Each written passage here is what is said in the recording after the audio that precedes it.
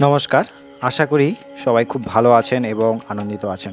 আমরা প্রাত্যহিক প্রচেষ্টা করি শাস্ত্র এবং পুরাণ সম্বন্ধিত আপনাদেরকে তথ্যগুলি সঠিক এবং পুরাণসম্মতভাবে প্রদান করার। আজকে আপনাদেরকে হনুমানজির বিশেষ ৩টি স্তোত্র বা মন্ত্র সম্পর্কে অবগত করব। তবে এই স্তোত্রগুলি দেওয়ার আগে অবশ্যই আপনারা এই স্তোত্রগুলি মঙ্গলবার দিন এবং শনিবার দিন বা প্রত্যেক দিনই ১১ বার করে পাঠ করতে পারেন, আবার শুধু মঙ্গলবারও পাঠ করতে পারেন। বিষয় যেটি হচ্ছে যে কিছু কিছু স্তোত্র যেমন আমাদের জীবনে অনেক উন্নতি সাধন করায়, আবার কিছু স্তোত্র আমাদের জীবনের অবনতির কারণ হয়। যেমন বিশেষ কিছু মন্ত্র যা সম্পর্কিত আমি একটি ভিডিও বানিয়েছি আগেও, যেগুলি আমরা যদি গুরু প্রদত্ত না হয়ে থাকে এবং আমরা সেগুলি জপ করি বা উচ্চারণ করি, তাহলে সেগুলি কিন্তু আমাদের বিনাশের কারণ হয়। এই বিস্তারিত সম্পর্কে যে ভিডিওটি, সেটি আমি অবশ্যই আপনাদেরকে লিঙ্কে দিয়ে দেবো।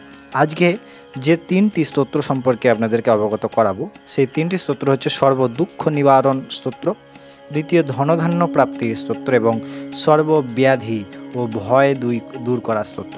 চলুন প্রথমেই আমি বজরংবলীর একটি বিশেষ স্তোত্র যা হচ্ছে সর্বদুঃখ নিবারণ, সেটি আমি আপনাদেরকে জানাচ্ছি। এই স্তোত্রটি আপনারা ১১ বার জপ করবেন বা উচ্চারণ করবেন বা প্রণাম করবেন। ওম নমো হনুমতে রুদ্রাবতারায় আধ্যাত্মিকা ধী দৈবিকা ধী ভৌতিকা তাপত্রয় নিবারণায় রামদূতায় স্বাহা। এটি আপনারা অবশ্যই ১১ বার শুধু মঙ্গলবার বা শনিবার পাঠ করতে পারেন বা প্রত্যেক দিন পাঠ করতে পারেন। চলুন দ্বিতীয় স্তোত্রটি সম্পর্কে আপনাদেরকে অবগত করে, সেটি হচ্ছে ধনধান্য প্রাপ্তির স্তোত্র। এই স্তোত্রটি হচ্ছে ওম নমো হনুমতে রুদ্রাবতারায় ভক্তজনমন কল্পনা কল্প দ্রুমায়ং দুষ্ট মনোরথ স্তম্ভনায় প্রভং জন প্রাণপ্রিয়াম মহাবল পরাক্রমায় মহাবিপত্তি নিবারণায় পুত্র পৌত্র ধনধান্য দেবী ধী সম্পত প্রদায় রামদূতায় স্বাহা। তৃতীয় যে স্তোত্রটি আপনাদেরকে বলবো সেটি হচ্ছে সর্বব্যাধি ও ভয় দূর করা স্তোত্র। চলুন জেনে নিই।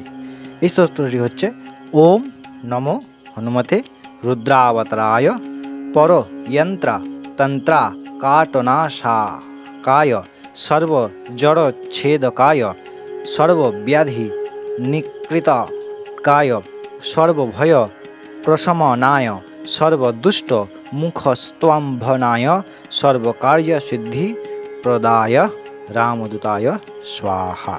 এই 3টি স্তোত্র খুব গুরুত্বপূর্ণ। আপনারা অবশ্যই ডিসক্রিপশানে লিঙ্ক থেকে লিখে নিতে পারেন এবং আমরা আপনাদের জন্য স্ক্রিনেও দিয়ে দিলাম। অবশ্যই স্তোত্র এবং শাস্ত্রসম্মত মন্ত্রগুলি সঠিক জেনে শুনে পাঠ করুন। বিশেষ কিছু স্তোত্র বা মন্ত্র আমি আবারও বলে দিচ্ছি, সাবধান করে দিচ্ছি। তার মধ্যে গায়ত্রী মন্ত্র পড়ে, তার মধ্যে শিব পঞ্চাক্ষর স্তোত্র পড়ে, তার মধ্যে ভগবানের দ্বাদশ অক্ষর স্তোত্র পড়ে। এইগুলি কিন্তু গুরু প্রদত্ত বিনা উচ্চারণ করতে নেই, এবং গুরু প্রদত্ত হলেও এগুলি শব্দের দ্বারা উচ্চারণ করতে নেই।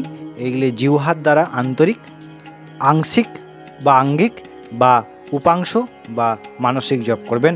অবশ্যই সঠিক শাস্ত্রসম্মতভাবে এগিয়ে থাকতে আমাদের চ্যানেলটির সঙ্গে যুক্ত হয়ে থাকুন। আমরা পরবর্তী ভিডিওতে আবার দেখা হচ্ছে।